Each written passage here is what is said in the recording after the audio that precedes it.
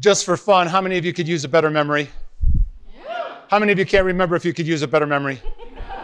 How many of you are absent-minded? You forget where you put your keys, where you parked your car, where you put your kids? In fact, has this ever happened? You're sitting there, you're watching television, a thought occurs to you, you jump up out of your chair, you dash into the other room, and you stop. And you're thinking to yourself, why am I here? Have you ever wondered why you got to go all the way back to your chair and sit down before you remember why you got up in the first place? By the way, for those of you who forget where you put your keys, I had a professor who gave me a technique. He said, if I were to go home today and put my keys on the table, I'd do it just like this. I am now putting my keys on the table or on the floor. He said it works great. Not only do I know where they are, but everybody in the house does too. Okay, well, I just got through doing a TEDx talk, and it fits right into what we're going to be discussing here tonight. So I'm going to just go right into that. And it began just like this. Bob, you're going to die. The doctor said that the little tumor they'd taken out of my chest had spread from somewhere else in my body, and I had less than a year to live. Now, he was wrong, but I didn't know that for 28 days. What would you do if you found out you had 1 year to live? Well, I learned about gratitude. I had picked up my camera, and I started filming, and I said, kids, I just found out I've got a year to live, and I want you to know I'm grateful for every day of life I have with you. And then I got practical. I called the dentist and canceled my dentist appointment because I thought, I'm not going there anymore.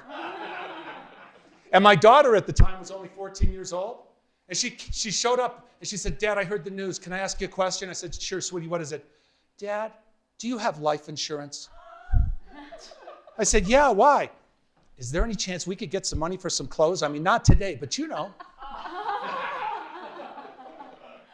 So for 28 days, I lived with the news. It was all over. 28 days later, the Huntsman Cancer Center calls and says, Bob, we made a mistake. You're okay. I was grateful. And then I got practical. I called the dentist and got my dentist appointment back. And then I took my daughter shopping for clothes because I didn't want her to be disappointed I didn't die. But would that be a hard 28 days? Somebody once said, when you're in a hard place, you just might be in the middle of your next inspirational story. There was a little girl in my neighborhood, 13 years old, going through chemotherapy for a brain tumor. When she heard about me in that 28 days, she showed up at my door with a plate of cookies, and she said the words that changed my life. She said simply, call me anytime, day or night. I know what you're going through, and I think I can help. And in that moment of connection with a 13-year-old, she quieted my mind. Now, that was 2009. Over the next 2 years, things got really crazy and cluttered. Hey, do you know someone with a crazy and cluttered life? Do you know someone with a crazy and cluttered mind? So crazy and cluttered that things are, in fact, do you know someone like that? Could it be you? This is my journey from crazy and cluttered to quiet and calm. From a busy brain to a quiet mind. From panic to peace. To a place where my 28-year-old said, Dad, you're different. Our whole lives, you were like a mosquito on cocaine. You were driven, you were intense, you were go, go, go. It was like walking on eggshells to be around you, and now it's just so calm. Dad, you just sat here and talked to me for an hour. Dad, are you on drugs? Because if you are, this is a really good one. Let's go to the next slide. So wherever I speak, one of the things I do, I've spoken to over 5 million people all over the world, and I get to a place where I go, who could use some cheering up? And this is what it looks like. Go ahead, Wendell, for just a minute. This is 30,000 people in the Georgia Dome. Next, we'll go to Seattle with 17,000. We'll go with just one more. The next is Salt Lake. It was 2010. Okay, we could switch to the next one. So, for 25 years, by the way, that guy up on that, go back. For 25 years, that guy on that stage, doesn't he kind of look like he's got his stuff together? He's got a lot of self-confidence. He's bulletproof, invincible. Well, for 25 years, that guy on the stage was behind a mask. And behind the mask was sadness, depression, and insecurity. And in 2011, things got so bad, an event occurred in my life that for whatever reason, when I was on the stage, I was okay. When I walked off the stage, I would go back into the green room and curl up into these ridiculous, horrible panic attacks. I didn't even know what they were. All I knew was there was a giant knot in my stomach, and it was hard to breathe, and it's fight or flight, like you're being chased by a bear. But there was no bear. And after 4 months of this, nonstop, massive panic and high anxiety, I remember the day I stood there and went, oh, I know why people end their life. It's not to end their life, it's to end the pain. And over that 4-month period, there was a doctor who was monitoring and watching me. In fact, Dr. Sunwall right here in Alpine. He says, Bob, we got to figure this out. You're going to die. That you're so wound up inside. I had an arrhythmia that came back. I had elevated levels of cortisol ripping through my body. I go, look, I've already spent $40,000 with psychologists, psychiatrists, counselors, therapists, voodoo doctors, and everything in between. Nothing worked. And then he introduced me to Dr. Manov, who's also from American Fork. And he did something different than anyone else. He got me to not just see it cognitively, he got me to feel those repressed emotions. Let's go to the next one. Now, it's hard to see in this one, and I'll just tell you, I am feeding, 11 years old, I'm feeding a baby robin up there. When I was in high school, I used to sneak baby robins into school. I'm on the football team in the fall. I'm sneaking baby robins in the spring and feeding them every 20 minutes to keep them alive. As an adult, I've raised baby birds every summer, and back in 2011 when I was in crisis, I had 25 baby birds in my backyard, and I paid somebody $50 to $100 a day to take care of them when I was out of town speaking. A bit obsessive? I didn't know what obsession was at the time. But Dr. Manov got me to see and feel it. I'm 5 years old. I found a baby robin. And I'm trying to teach it how to fly. And I go, look at the other birds. And I throw him up and he'd drop. And I'd pick him up and I go, no, no, no. And I'd move his little wings and I'd throw him up. And then this rage welled up inside of me. And that 5-year-old took the bird, threw him at the ground, and killed him. The 5-year-old went, stupid bird. The 54-year-old felt what happened that day. And I sobbed for 4 hours cathartically, and I thought it would never end. But something's interesting. Last year, my daughter said, hey, Dad, have you noticed for the last 6 years you don't raise baby birds anymore? I had healed a past injury, and it changed my behavior. In fact, I did this for 8 months, healing all kinds of stuff, until one day I went, hey, the panic is gone. This is awesome.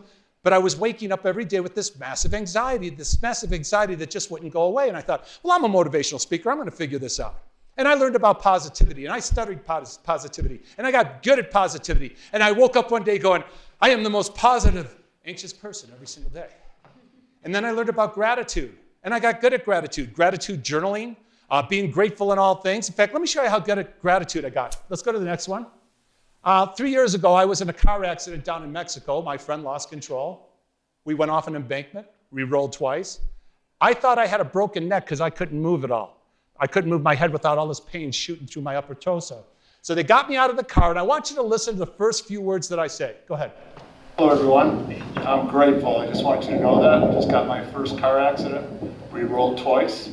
Great fun. I found out it wasn't a neck problem. It was a clavicle. I broke my clavicle with the seatbelt. And my phone is bent a little bit.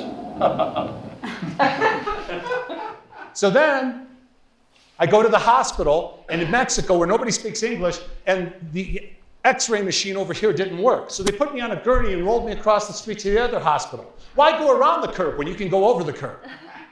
And right here, they got stuck. So one of the guys saw the sun in my eyes, and he puts a towel over my head. I go, don't do that. They'll think I'm dead. I thought that was pretty funny. And right here, I'm pointing upward, and I'm laughing uncontrollably because there's 2 vultures circling right over my head. I go, this can't be good. Was I grateful? Was I positive? And I woke up, and I went, I am the most positive, grateful, anxious person every single day. The anxiety wouldn't go away. And then I learned about happiness, and there are things you can do to be happy, power poses and laughing, and I had a checklist, and I spent 3 or 4 hours every morning going through my checklist trying to feel good in the morning. And I became the most positive, happy, grateful, anxious person every day. Then I learned service, and then I learned affirmations, and then I learned meditation, and I became the most positive, grateful, happy, meditative, service-oriented, et cetera, anxious person every single day, and I thought, maybe I just have to live with this. I've been working at this for 4 years trying to feel better. And then I met a guy named James Hadlock. And James sat me down and he says, Bob, let me tell you what's going on. You're all wound up inside. I'll tell you what you've done. You thought if I stay busy, I'll feel better. Bob, busy is an addiction. You're doing busy to cover pain. You look at people who are drinking or on drugs and we look at them negatively, they're just trying to cover the pain. You used busy to cover your pain, but it didn't work, did it? I go, He goes, I'll tell you what you did next. You reframed. I said, what do you mean reframe? Well, you got good at it. You caught the negative, made it positive. You got the ungrateful to the grateful, the unhappy to the happy. Takes a lot of work, didn't it? Didn't work, did it?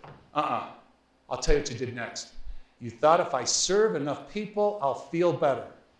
Bob, in the words of Michael Neal, if you are serving others to feel better, you're going to burn out if you haven't already. He goes, Bob, if you're serving because you feel inspired, that's a beautiful thing. But you've been doing it to escape pain and try to feel better. Didn't work though, did it? I go, So this is what I did. All right, so what do you got? Because I used to talk like that a lot. He goes, I'm going to teach you how to get connected with yourself, connected with other people, and you're going to calm down inside. Great, how do you do that? And he started with the power of pause. Have you ever noticed that when somebody cuts you off in traffic, we have this urge, or maybe in sports we miss a shot, and or we all have our triggers, maybe a child screaming, he says, Bob, when that stimulus hits, try pausing. And I started working on that. So 2 years ago, I got into a cab up in Alaska with a friend of mine who's known me for 15 years. When we got into the cab, I told him where we were going, and the cab driver hit the gas like we were in the Daytona 500, and boom, we went right out of there. So I leaned forward and I said, sir, I was in a car accident last year. Could you go a little slower? He slams on the brakes. He hits the steering wheel and goes, hey, it's been a year. You should be over it. Can anybody feel something inside? My friend's like this, and I'm sitting there just looking at him, and I went, I just saw something I didn't see before. He's in pain. And I paused, and in the pause, I just seemed to know what to say, and I went, you're probably right, but my nerves are shot. Could you go a little slower, please? And the guy goes, okay. And then he became my best friend all the way to the hotel. We got out of the car, and my friend said to me, Bob, what's going on with you? I said, what? He said, 2 years ago, you would have ripped his head off and got straight to DEFCON 1. He goes, what's going on with you? Well, is it possible in that pause and with connection, it quiets the mind? And I learned some other things. Go on. I learned judgment is a connection killer. Did you guys all know that? I didn't until my son, 31 years old. He told me something he never said before. He told me something. I go, Thomas, how come you never told me this before? He goes, Dad, the way you judged other people for not being spiritual enough or good enough, I didn't feel safe to tell you anything. I learned judgment is a connection killer. Here's another connection killer. Distractions. Some people are looking for distractions to make up their life until they die. And I'll tell you one of the biggest distractions on the planet right now, and it's this. Smartphone addiction causes an imbalance in the brain that makes people tired and anxious, study finds. Here's another one. 69% of parents and say, you know what, right there? I was up in Heber talking to 400 sixth graders, and I asked them, how many of you have parents that keep ignoring you because they keep looking at their phone? Almost every one of those kids raised their hands. We have a whole generation that seems to feel like they're abandoned. I found out that the biggest crisis on the campuses of this country and in every school, now down to the 5th grade, and suicides are rising, is the crisis of mental health. They're overwhelmed. Here's another one. Screen time is making kids moody, crazy, and lazy. Another one. This was in CBS News. Screen devices wreak havoc with the brain's frontal lobe. Diagnosis of ADHD in our children has taken a steep rise since the proliferation of screen devices. Yet even when presented with the information, parents often won't hear of protecting their kids from the harmful effects of screen devices. Kids love them, they say. Yes, they do, and kids would love heroin if we gave it to them. We didn't know this when we first brought these shiny new toys into homes, but now we do know. Still, adults aren't doing anything about it. Why? Because we're addicted, and addiction hampers judgment. Just a couple more. How about blue light? Let's go to this one. This came out August. Harvard Medical, blue light has a dark side. It damages your brain in 4 different ways. The frontal lobe is shrunk. Looks like the brain of someone with ADHD. It damages the insula. It screws up the dopamine function. And by the way, just one more. Go on. This was this week. Silicon Valley nannies are phone police for kids. Child care contracts now demand that nannies hide phones, tablets, computers, and TVs from their charges. The guys who developed all of the electronics seem to know what's going on, don't they? Well, we got to have a solution too, right? Here's one solution. Could you go to the next one? Blue light filter glasses. They're on sale everywhere. I just got through speaking for First American Credit Union. Their employees are not allowed to look at screens. They have a new policy. You've got to have these glasses on if you look at the screens. So something to look into. That's messing up our connection with others, isn't it?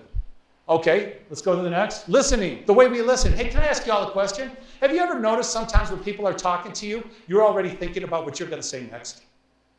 Have you ever noticed with athletes or with some people, they're all trying to one-up each other? You thought you got a good story. In fact, I can't wait till you shut up, take a breath so I can jump in and interrupt you. Or we're judging them. If you are holding a thought in your head while the other person is talking, human connection has been broken. What if we could look in somebody's eyes with nothing on our mind? Is it possible we would see the most important person on the planet is the one who's right in front of us? Is it possible we would see that no one is greater than us or less than us? That we're all made of the same stuff, divinity, and that we're all in this together? Is it possible if the world could see this, it wouldn't just quiet minds, it would quiet the world? Is it possible connection quiets the mind? Okay, let's go to the next one. So I want to show you what I started doing with children. I was reading an article by Tiger Woods, and he said every time his father asked a question, he stopped everything, he got down on his knee, and looked his son right in the eye and talked to him.